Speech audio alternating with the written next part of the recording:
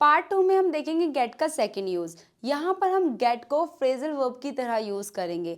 Part 1 में हमने gate के कुछ बेसिक यूजेस को क्लियर किया था, उसका लिंक आपको नीचे ही डिस्क्रिप्शन बॉक्स में मिल जाएगा या फिर आप आई बटन पर क्लिक करेंगे वहाँ भी आपको मिल जाएगा, तो वो बिल्कुल देखिएगा क्योंकि वहाँ पर बहुत ही 2 इम्पॉर्टेंट यूजेस मैंने गेट के एक्सप्लेन किए हैं।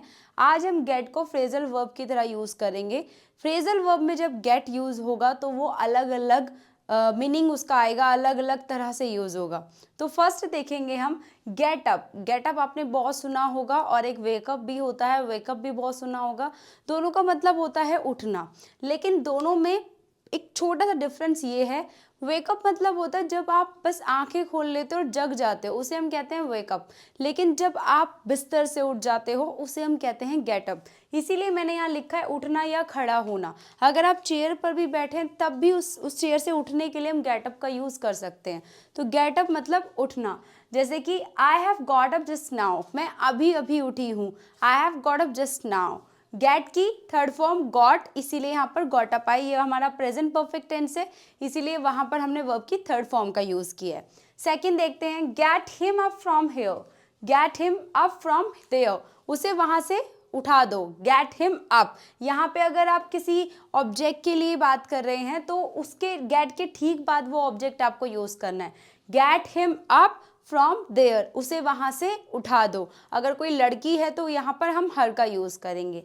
Next sentence, get up and get me a chair. खड़े हो जाओ और मेरे लिए एक चेयर ला दो। अब आप कहेंगे मैम यहाँ भी गेट का यूज़ कर लिया आपने। मैंने अभी आपको बोला ये बहुत इंपॉर्टेंट है, गेट एक इतना मेहनती वर्ड है, ये बहुत ज़्यादा यूज़ होता है अलग अलग सिचुएशन में। तो वहाँ पर हमने गेट का यूज़ सीखा, फर्स्ट वाली पार्ट में हमने गेट का एक बहुत इंपॉर्टेंट यूज़ सीखा है। आप जाकर उस वीडियो को देखिए तभी आपको समझ में आएगा यहाँ पर गेट मी क्यों आया। ओके, तो वहाँ से आपको इसका रूल समझ में आ जाएगा। तो यहाँ पर get up and get me a chair, खड़े हो जाओ और मेरे लिए एक चेयर ला दो। तो इस तरह से आप गेटअप का यूज़ करते हैं। गेटअप मतलब खड़ा होना, या फिर आप कहीं भी बैठे वहाँ से खड़े होने की बात कर रहे हैं। नेक्स्ट है आपका गेट इन।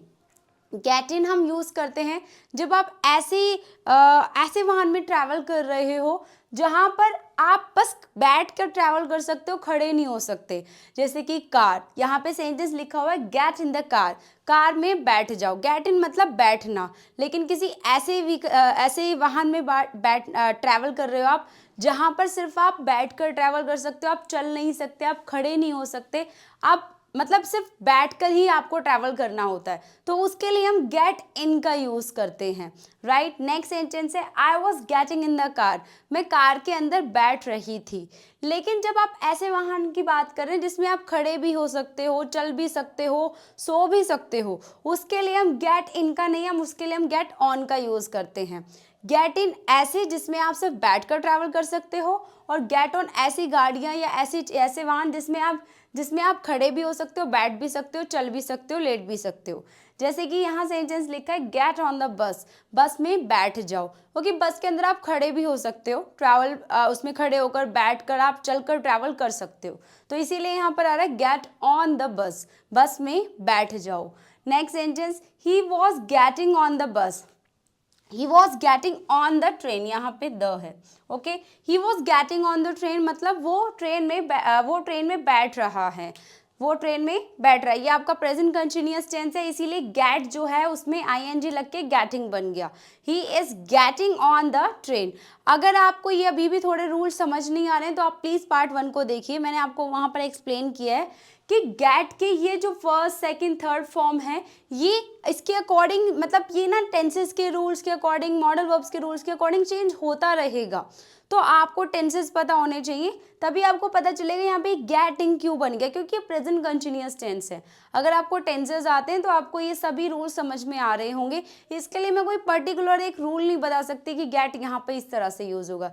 यहाँ पे बस ये एक फ्रेजल वर्ब की तरह यूज़ हो रहा है। फ्रेजल मतलब फ्रेजल वर्ब वही होती है जैसे आपके वर्ड वोकैबलरीज होती हैं, जाना आना खाना पीना, वैसे ही हमारी कुछ फ्रेजल वर्ब्स भी होती हैं। इस पर भी हम डिटेल में कभी और बात करेंगे कि फ्रेजल वर्ब एग्जैक्टली होती क्या है। अभी आप बस इतना समझ लो, ये आपकी कुछ वोकैबलरीज हैं जहाँ पे हम गेट का यूज़ कर कर अपनी बहुत सारे खूबसूरत सेंटेंसेस को बनाते हैं, अपनी एवरीडे लाइफ में जो एक्शन होते हैं उनको यूज़ करते हैं।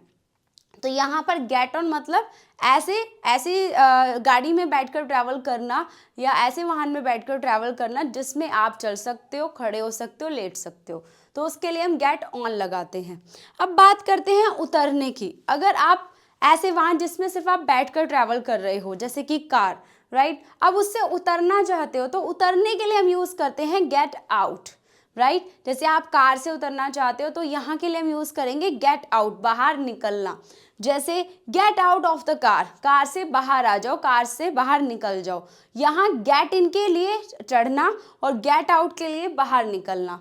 Next, he is getting out of the train, he is getting out of the car, वो कार से निकल रहा है। मतलब यहाँ पर आप गेट आउट मतलब बाहर निकलने की बात कर रहे हैं और गेट इन मतलब अंदर जाने की बात कर रहे हैं। लेकिन ऐसे वाहन जिसमें आप सिर्फ बैठकर ट्रैवल कर सकते हो, बहुत ध्यान से ये जो मैं कुछ फ्रेजल वर्ब्स हैं जो आपको बहुत कंफ्यूज्ड करती हैं, जैसे get in, get on, get out, get off, इनको अच्छे से समझना, तभी आपको डाउट्स क्लियर होंगे।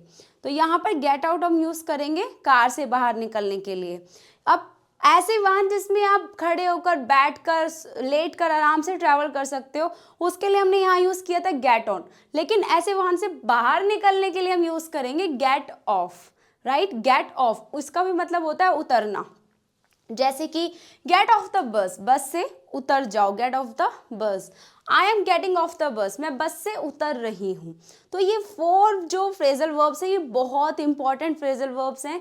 गेट इन और उतरने के लिए गेट आउट, गेट ऑन चढ़ने के लिए या बैठने के लिए, और गेट ऑफ उतरने के लिए।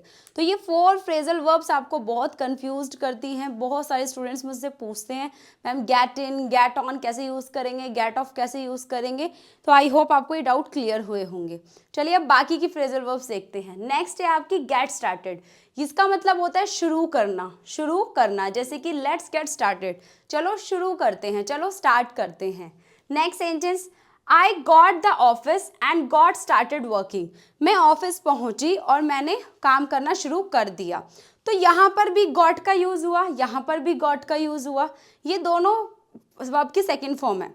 तो गॉट स्टार्टेड ये तो फ्रेजल वर्ब है, ठीक है, ये आपको समझ में आ गया। लेकिन ये गॉट क्यों यूज़ हुआ, इसके लिए आपको पार्ट 1 देखना पड़ेगा गेट का, तब आपको समझ में आएगा यहाँ पर मैंने गॉट क्यों यूज़ किया है। ओके, तो यहाँ पे पहुँचने की बात कर रही हूँ मैं। आई गॉट द ऑफिस, मैं ऑफिस पहुँची। I got the office and got started working, मैंने काम करना शुरू कर दिया। गेट की सेकेंड फॉर्म गॉट बन गई है यहाँ पर। ओके, इसीलिए हमने यहाँ पर गॉट का यूज़ किया है।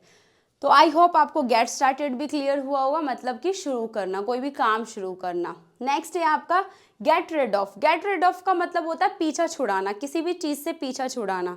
जैसे I want to get rid of you, मैं आपसे पीछा छुड़ाना चाहती हूँ, मैं आपसे पीछा छुड़ाना चाहती हूँ। Next sentence, she wanted to get rid of her husband, वो अपने हस्बैंड से पीछा छुड़ाना चाहती थी।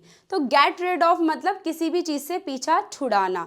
जैसे कि मेरा भाई आपसे पीछा छुड़ाना चाहता है, इसको आप ट्रांसलेट करें कमेंट सेक्शन में, और आप एक सेंटेंस खुद से भी बनाएं कि आप किस चीज़ से पीछा छुड़ाना चाहते हैं। बहुत ही इंपॉर्टेंट और बहुत प्यारा सा वर्ड है गेट रिड ऑफ, किसी भी चीज़ से पीछा छुड़ाना जो आपको पसंद नहीं है। Next sentence, next phrasal verb get into. Get into का मतलब होता है पड़ जाना। जैसे यहाँ एक सेंटेंस लिखा है, I don't want to get into any trouble, मैं किसी समस्या में, मैं किसी प्रॉब्लम में नहीं पड़ना चाहती। तो गेट इनटू मतलब पड़ जाना।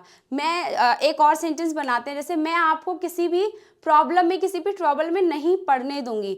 I will not get you, यहाँ पे गेट के बाद आपको लगाना है जिसकी आप सेकेंड पर्सन की बात कर रहे हैं। I will not get you into any trouble, मैं आपको किसी भी समस्या में पड़ने नहीं दूंगी। तो गेट इनटू का मतलब होता है किसी भी प्रॉब्लम में पड़ जाना, मतलब सिर्फ पड़ जाना। इसके साथ मैंने प्रॉब्लम लगाया, आप कुछ और भी सिचुएशन को सोचकर सेंटेंस बना सकते हो। ओके, अब नेक्स्ट है गेट अलोंग। गेट अलोंग का मतलब होता है मिलकर रहना, जैसे कि I can't get along with him any more, मैं उसके साथ और नहीं रह सकती। मतलब कि यहाँ पर मैं साथ में मिलकर ना रहने की बात कर रही हूँ, मैं उसके साथ अब और नहीं रह सकती। I can't get along with him any more, मैं तुम्हारे साथ अब और नहीं रह सकती। मैं अपने मैनेजर के साथ अब और नहीं रह सकती। तो यहाँ पर गेट अलॉन्ग का यूज़ होगा। आप ट्राई करो कुछ सेंटेंसेस, और वैसे आपको कुछ और एग्जाम्पल्स भी प्रैक्टिस करने के लिए कमेंट सेक्शन में मैं पिन करूँगी, वहाँ आपको सेंटेंसेस मिल जाएंगे।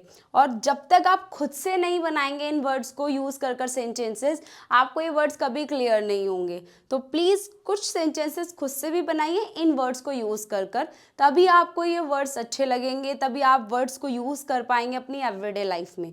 सो ये कुछ हमारी ऐसी कंफ्यूजिंग फ्रेजल वर्ब्स थी। वैसे तो और भी बहुत सारी होती हैं, लेकिन उनको हम कवर करेंगे जब हम सिर्फ फ्रेजल वर्ब पर बात करेंगे। अभी हम गेट के यूजेस सीख रहे हैं, इसीलिए मैंने कुछ ही फ्रेजल वर्ब्स को रखा है ताकि आपको ये भी पता हो कि गेट का इस तरह से भी यूज़ होता है। यहाँ पर गेट का हम फ्रेजल वर्ब की तरह यूज़ कर रहे हैं।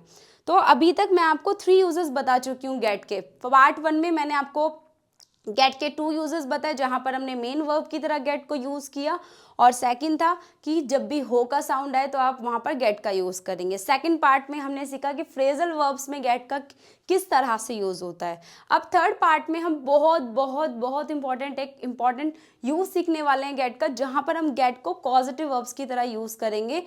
आपने बहुत सारे स्टूडेंट्स ने मेरे से पूछा है ये कि मैम गेट कॉजेटिव वर्ब समझ नहीं आती है, उसको किस तरह से यूज़ करते हैं, किस सिचुएशन में यूज़ करते हैं।